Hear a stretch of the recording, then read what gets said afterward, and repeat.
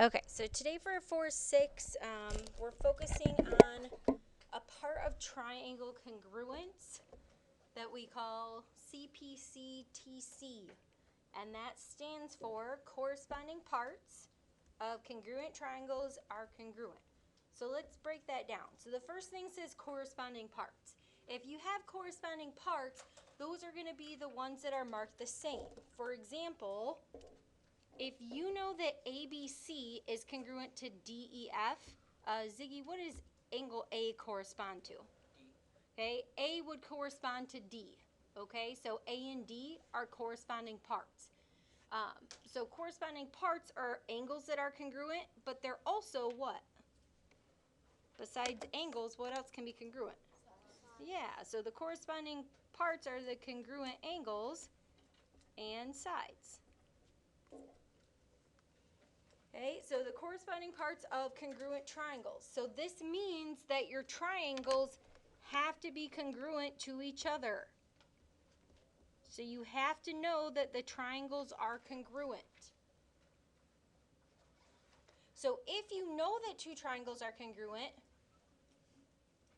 either by something that's given to you, or a lot of times you're going to prove it using side, side, side, side, angle, angle, angle, side, HL. This would be the next step. So you can use this to prove any of the following. The only time you would use this in a proof is after you say the triangles are congruent, which is what is notated here. So it can be used as a justification, which, remember, a justification is what part of your proof? It goes in what column? The reason, right? In the reason column, so it can be used as a justification, which is the reason, after you have proven that two triangles are congruent. So you would have to prove this first, but then you could say any one of these statements. Okay, so what would likely happen in a proof is maybe you were trying to prove that these were congruent, and you'd have to prove the triangles are congruent first. Okay, so remember that these are going to be what we use to prove triangles congruent. SSS, SAS, ASA, AAS, and HL.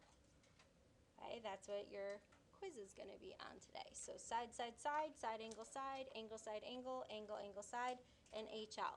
Remember, HL can only be used with what kind of triangles? Right triangles. Good.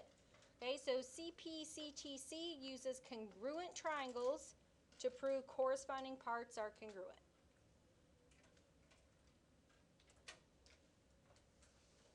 All right, so then let's look at our first example. It tells you that A and B are on the edges of a ravine. What is AB? So we're trying to find the length of AB. So basically what we're going to do is we're going to write out our different statements and give reasons that are going to lead us to find what AB is.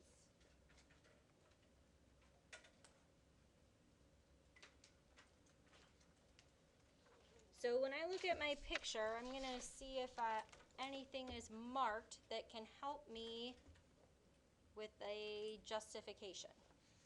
Okay, so again, remember, when it says what is AB, that means you're trying to find the length of AB.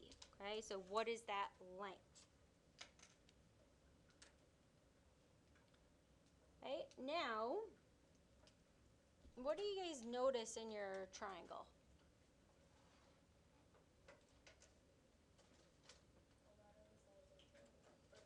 Okay, so you have a couple pairs of congruent sides, right?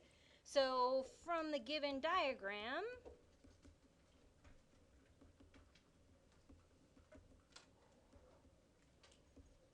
how many pairs of sides are congruent? 2, because this is 10 and this is 10, so I'd mark that off with like 1 dash. And then I can see that this side is 15 and then this side is 15. Okay, so from the given diagram, we know that 2 pairs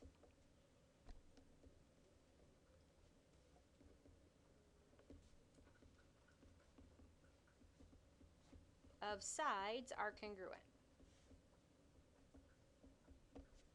Now, if they gave me what that point was in the middle, and if they gave me what these points were, I would actually say what they were, right? If this was like A to C, I would say this length, AC, is congruent to this length, CD. If they were marked, they're not. Okay, so that's why I just make it general. Now, aside from the side lengths, is there anything else we can say is congruent at this point? Yes. The angles, because they're vertical angles. Okay, good. So look at these angles. Whenever you have angles that are right across from each other, those are going to be vertical angles. So this would be something that you would want to mark in your diagram, and then we're just going to state how we know that those are congruent. So one pair of angles are congruent by, and what would we call this reason? How do we know those are congruent? The vertical angles theorem. Okay, so the vertical angles theorem is one thing that is not on your word bank, but it's something that you can use. So one pair of congruent angles are congruent by the vertical angles theorem. On your word bank, it does say that there's the definition of vertical angles, but that says nothing about them being congruent. It's the vertical angles theorem that tells you vertical angles are congruent. Okay, so now that I have these angles are congruent, can I say that the two triangles are congruent? Yeah, Nate, what's gonna let me know that those two triangles are congruent? Because So if you're proving them congruent, you're gonna be using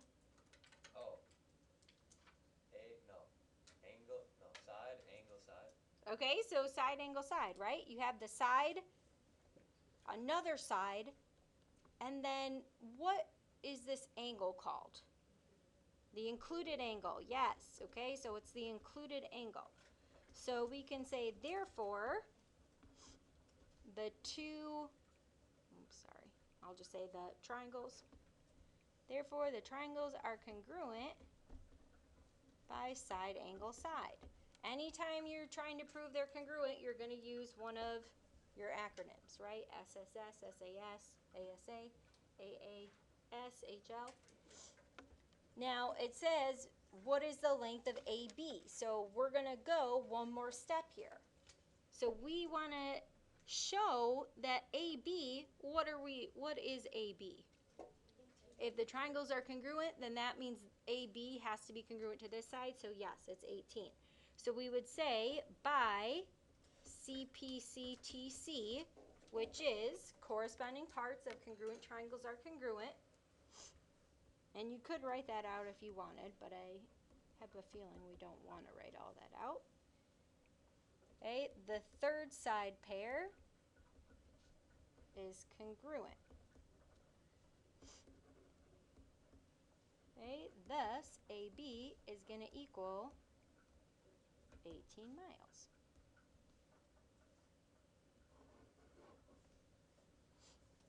Okay, so the third side pair is congruent by the corresponding parts of congruent triangles are congruent. Yeah, Ethan. For the one in red, is the first congruent sign supposed to be an angle sign? Yes, thanks. One pair of congruent, congruence. Thank you. One pair of congruent angles are congruent by the vertical angles theorem. Thank you. Okay, so one pair of angles are congruent by the vertical angles theorem. Good. Yes, Allie. Is there like a segment line over AB in the last thing or no? Whenever you're doing the length, you do not have to put the segment line on top. But if you were saying like AB is congruent to something else, then you definitely should. Good. All right, and then let's look at the back. So these are going to be helpful because a lot of the steps for this are going to be similar to ones you're going to have to do on your quiz today. It's really just one extra step that we're going to be doing here. So let's start off with our two-column proof. So you are given YW bisects XZ, and that XY is congruent to YZ, and then you want to prove that these two angles are congruent. All right, so statements and reasons. Okay, so last week we talked about proofs and how we should start with a given statement that's going to lead us to another statement. So something like this. If we know that YW bisects XZ, which is given,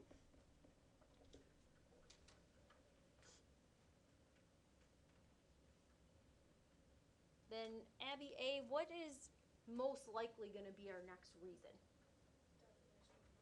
Yeah, definition of a bisector.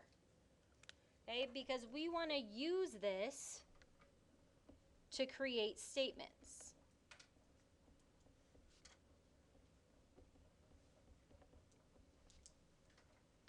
Okay, so Elizabeth, what does a bisector do? Okay, yep, it cuts it right down the middle, which means, let's look at our picture. So it says YW, which is this line here. And it is important too when you guys are doing this that you are looking to see what part bisects, or else you aren't going to be able to pick out what you're trying to show. Yeah, Rachel, do you think you know what it is?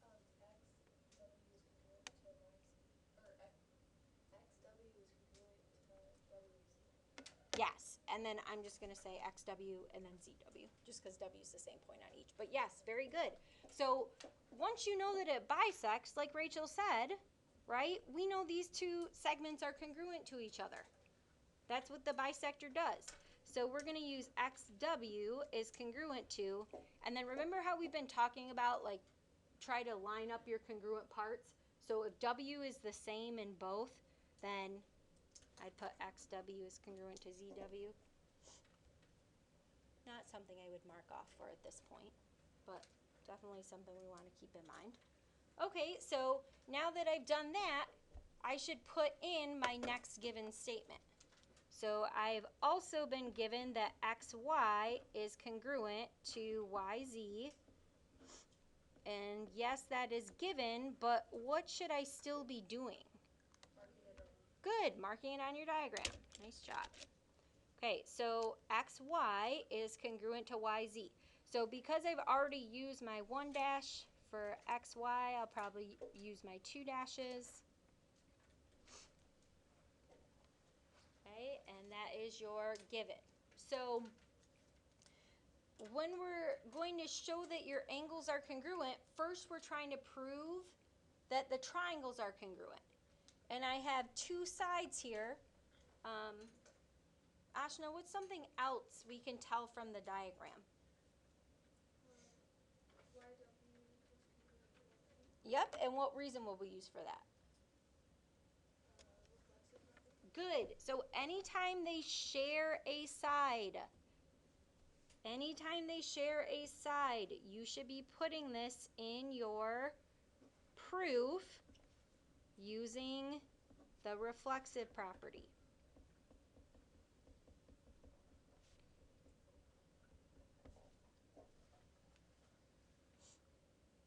Okay, great. So now, what I'm given here, Ireland, how can I prove these triangles are congruent?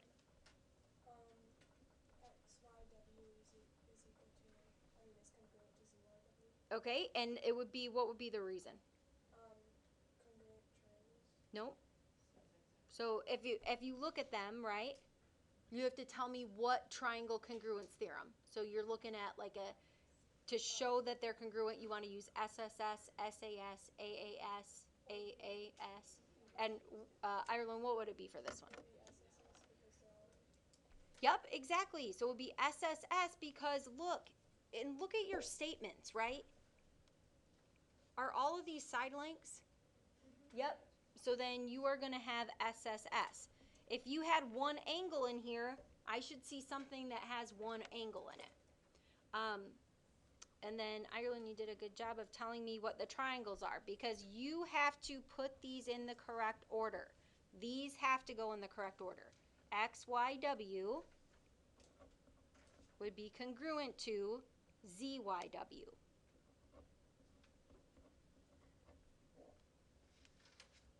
Okay, so those you do have to put in the correct order. Now, could you call it WXY and WZY? Absolutely. Could you call it YXW and YZW? Absolutely. Yes. It says to prove the angle is congruent, but like, could you still put the triangle side? Yeah, you're gonna have to do the triangles first. So we're not done yet. Okay. Yeah. I'll remember that. Okay, so after you prove the triangles are congruent, and this is what we have done up to this point, 4-4 and 4-5. Okay, so the proofs that are on your 4-4 and 4-5 quiz are going to look like this. We just have one more step today. Okay, so our next step is going to be to show that angle XYW is congruent to ZYW. Okay, so XYW, ZYW. These are angles in the triangle. If we know the triangles are congruent, we know all the corresponding parts are congruent. So then this would be congruent by Cpctc. Okay, and I'm just going to write 2. You could also write it as corresponding parts of congruent triangles are congruent. Now, when you write this down, you need to put these in the correct order. It's not just throw some C's and P's and T's around, okay? Because I've seen them. So just make sure you're understanding what that stands for. It's the corresponding parts of congruent triangles are congruent. Okay? Yes, Allie. This is kind of like a question, but it's about triangles. So, is the hypotenuse? You say it's not triangles? Oh, it's about triangles. Yeah. Okay, yeah, go ahead. Is the hypotenuse only in right triangles? Nope. Well, your hypotenuse is really your longest leg.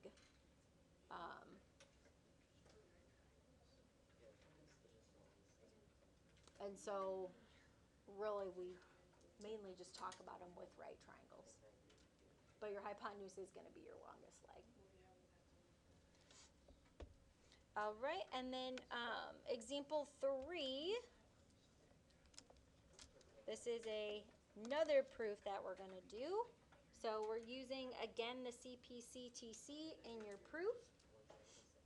Now this tells you, again, a couple things here. What do you guys think?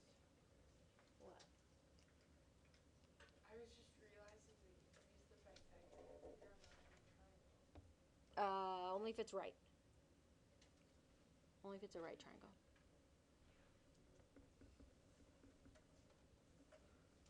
We'll actually do the Pythagorean theorem in here. Okay, so when you're setting up your proof, you have your statements and your reasons. And remember, you do always know what you're going to start with. You could always put what you're trying to prove at the bottom. So you're starting off here with parallel lines, which is something we've been talking about a lot in chapter 3, because if you have parallel lines, they form all those special angles we were talking about. The alternate interior, corresponding, alternate exterior, same side interior. So if they tell you that you have parallel lines, I would start with that because you're probably going to have a special pair of angles. So NO, and I can show this on the diagram by putting my arrow. So NO is congruent to MP. Okay, and then from there, you're going to have what type of angles formed? Alternate interior. Okay, so then we can say that this angle is congruent to this angle. So those are alternate interior. So angle NOM would be congruent to angle PMO. And that would just be the alternate interior angles theorem. Okay, so that's another theorem you can use to show that your angles are congruent. Now, after we do that, I would put in my other given that angle N is congruent to angle P.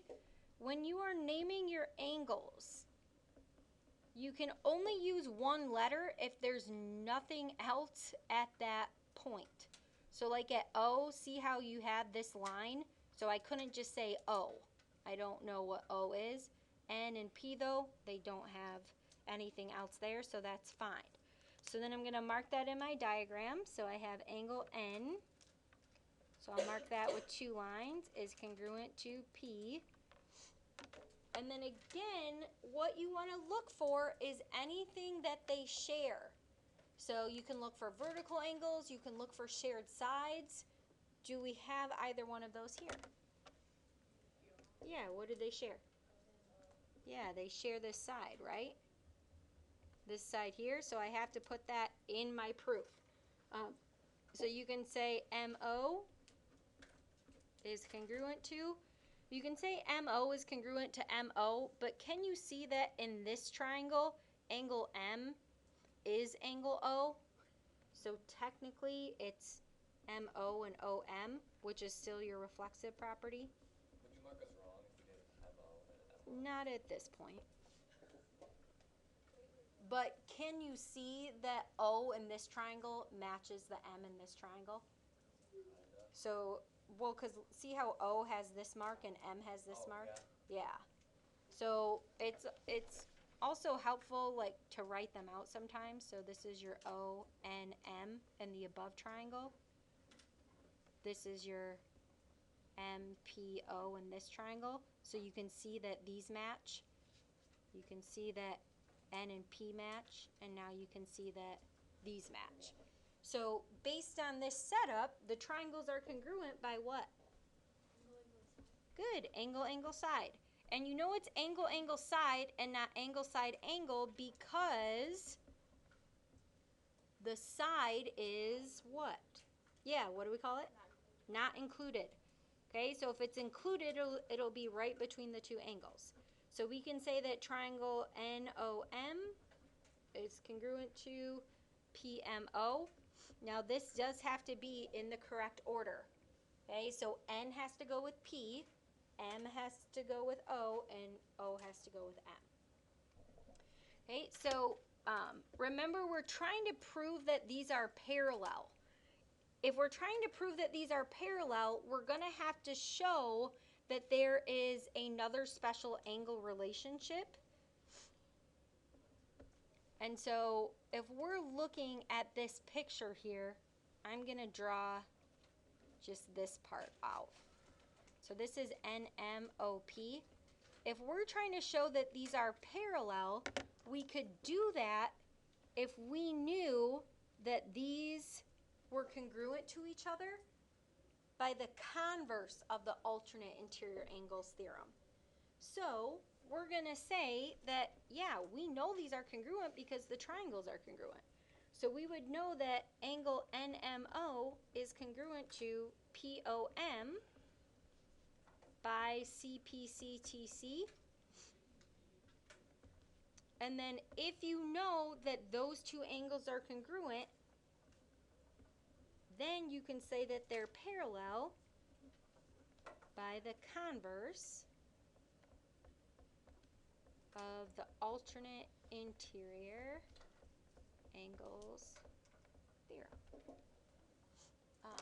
And then, Ryan, were you going to ask me something? What? Were you going to ask me something? Oh, I was just saying, didn't we not actually have to prove the triangle's congruent? Because NO is parallel to NMP, we could, But just because these lines are parallel doesn't necessarily mean that those lines are parallel. yeah, but using the angles, like the angle theorems, we could have done that. But there would be no way to know that they're congruent yet unless we knew they were parallel. So we only know the angles are congruent if we know that the lines are parallel, and we don't know that yet because we're trying to prove it.